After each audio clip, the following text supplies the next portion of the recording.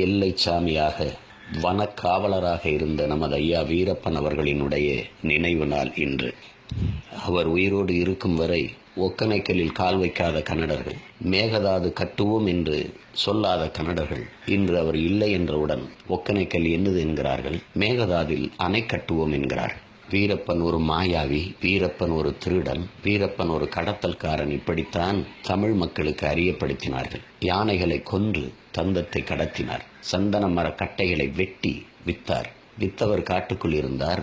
வாங்கியவர்கள் எங்கிருந்தார்கள்? வித்தவரையே தேடி பல நூறு கோடிகளை கொட்டி கைது செய்ய துடித்த அரசு, சிறப்பு படைகளை அமைத்த அரசு, வாங்கியவரில் எத்தனை பேரை கைது செய்தது?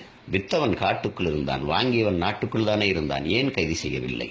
நாட்டை ஆள்பவர்களை சாராய ஆலைகள் வைத்து காய்ச்சி கொண்டிருக்கிற காலத்தில் காட்டுக்குள் வாழ்ந்தவன் சாராயம் காய்ச்சினானா, வெத்தலை வாக்கு போட்டானா, தேநீர் அருந்தினானா, சிகரெட்டு பீடி குடித்தானா, கட்டிய மனைவி தவிர வேறொரு பெண்ணின் நிழலை தொட்டானா, நாகப்பாவை கடத்தியவன் நயன்தாரா நமிதாவை கடத்தினானா? எங்குள பெண்களின் மானத்தை விசாரணை என்கிற பேரில் கெடுத்து அழித்தவனை தடுத்து காத்த மான மறவன் நமது ஐயா வீரப்பனார்.